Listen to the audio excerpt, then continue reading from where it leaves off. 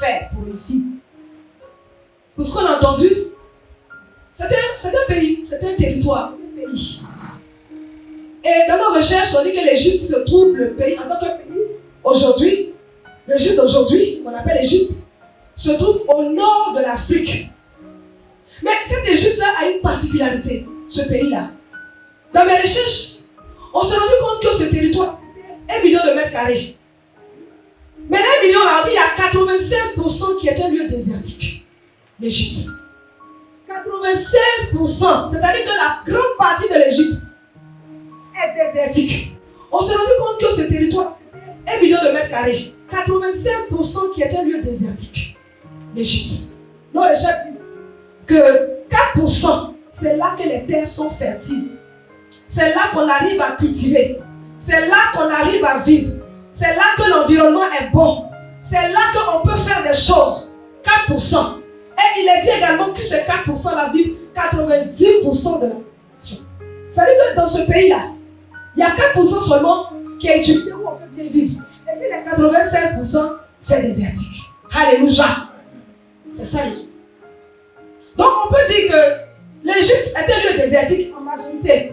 On va aussi encore définir l'Égypte sous un autre aspect.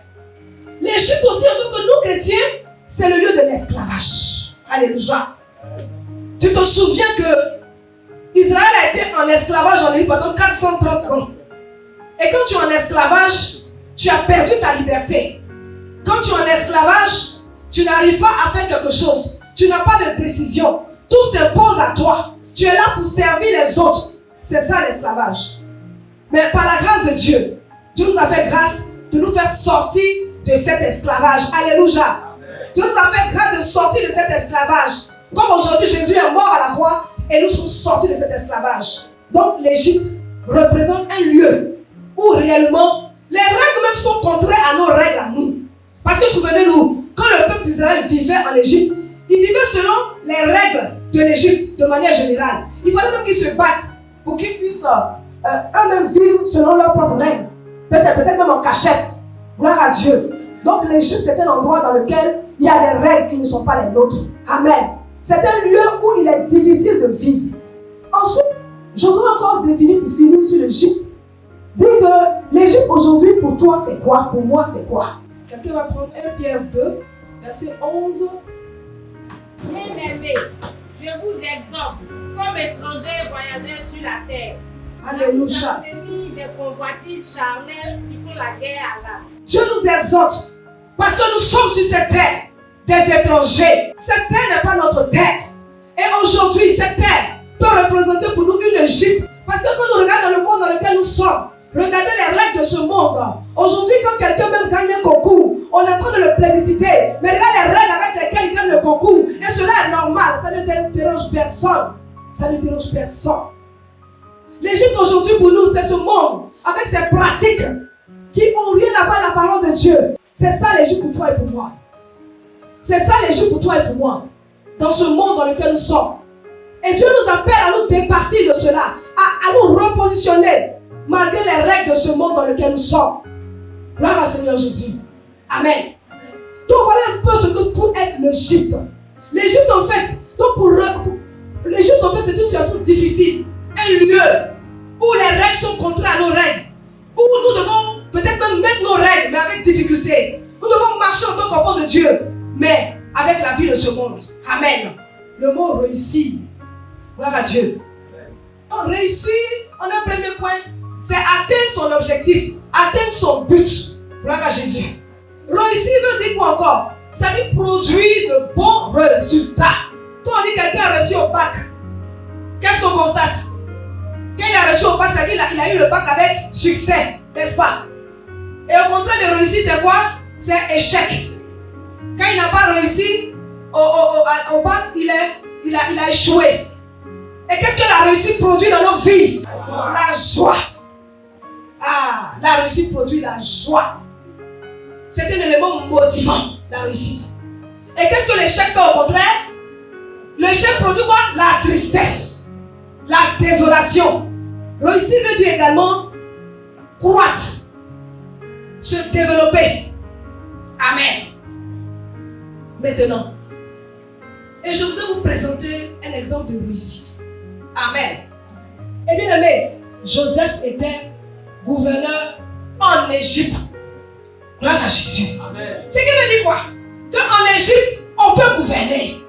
Le territoire où tu as voyagé, tu peux gouverner.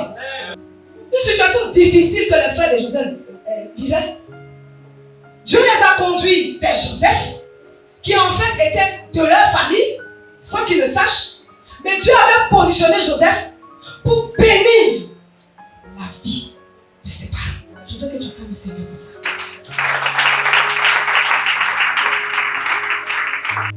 Il a dit dans le Genèse 37 que le père de Joseph l'aimait.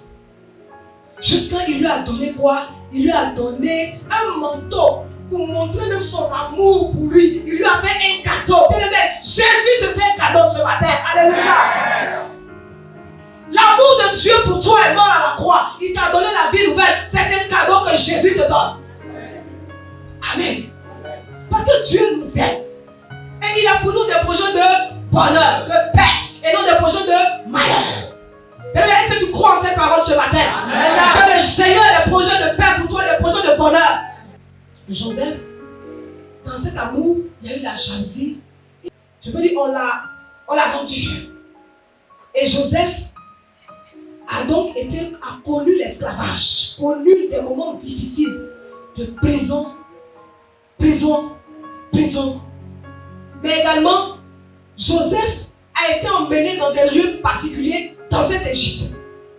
Et donc, je voudrais dire à quelqu'un ce matin que Joseph a été pour la maison de Potiphar une bénédiction. Je veux dire à quelqu'un ce matin, tu es une bénédiction. Alléluia. Amen.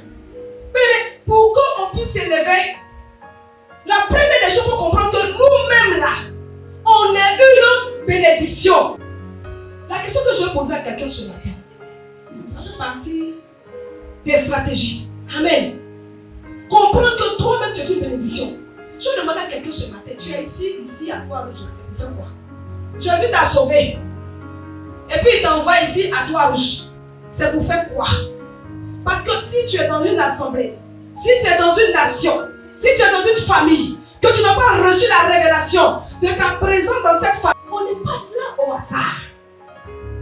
C'est le commencement de toute bénédiction. Ça veut dire de ta bénédiction, de tout ce que tu vas entreprendre. Il faut que ton entreprise là produise des effets sur ton environnement. Il faut que tout ce que tu vas faire, il faut que ça produise des effets sur ton environnement. Gloire à Dieu. Pour tous les projets que tu vas avoir, pour tous les buts de ta vie, pour même la vision que tu auras, je dois simplement te dire qu'il faut qu'il y ait l'intérêt de Dieu dedans. Amen. Il faut qu'il y ait l'intérêt de Dieu dedans. Ce projet que tu as devra être une bénédiction par toi, par rapport à ton environnement. Il faudra que ce soit un projet dans lequel c'est toi ceux qui soient bénéficiaires. On se trompe donc de moi. Dans ta manière de marcher, dans tes orientations, il faut voir grand. Tu vois ta famille, tu vois ta maison, tu vois ton église, tu vois même la nation. Amen. Et donc, comme je disais, il faut poursuivre le but. Tu me diras, mais comment on poursuivre le but? Pour poursuivre le but, il faut se lever. Je vous donne le témoignage de quelqu'un qui, lui, il avait une vision, il avait peut-être un projet, il avait un objectif, mais il était toujours à la même position. Quand tu veux entreprendre, si tu es assis, il faut apprendre à te lever. Joseph n'a pas montré de signe de paresse. Aujourd'hui, c'est le problème des enfants de Dieu. La paresse. On ne peut pas faire quelque chose pendant longtemps. Quand on commence une chose, on est épuisé. Je ne vais pas fatiguer. Quand on est fatigué encore, c'est bon. Hein? Fatigue, tu peux t'élever un peu. Mais on est épuisé, c'est fond des fatigues. On dit maintenant, prions. On est fatigué. C'est même spirituel. On est fatigué. On va au travail, mon Dieu. Moi, il y a quelqu'un qui travaillait là. Travailler. Si tu vois le travail comme un endroit où tu vas, tu prends l'argent et puis tu viens, tu seras fatigué. Amen. Si tu vas voir le travail comme je me donne ça et puis je suis fatigué. Mais si tu vois le travail comme un apport que toi-même tu apportes, si tu vois le travail comme un élément dans lequel tu dois apporter un résultat, que ce soit dans la maison de Dieu, que ce soit dans une entreprise, il faut quitter dans la paresse. Je préfère fonder ces éléments-là d'abord. Pourquoi? Parce que tu peux avoir toutes les stratégies. Tu peux faire tous les plans. On dit, bon, quand tu veux faire un projet, tu fais l'étude de marché. Après, quand tu fais l'étude de marché, tu implantes le projet pilote. Après, tu entreprends. Après, tu fais les tests. Voilà, d'évaluation. Et puis après, tu vas à un deuxième niveau. C'est ce qu'on nous apprend à l'école. C'est important de savoir ça. Mais, si tu as la paresse d'appliquer ce que tu as reçu, il faut savoir que ton but là, il sera derrière toi. Ce n'est pas l'argent qui donne l'argent. C'est Dieu que le courage qui met en toi qui te donne de prospérer. Gloire à Dieu.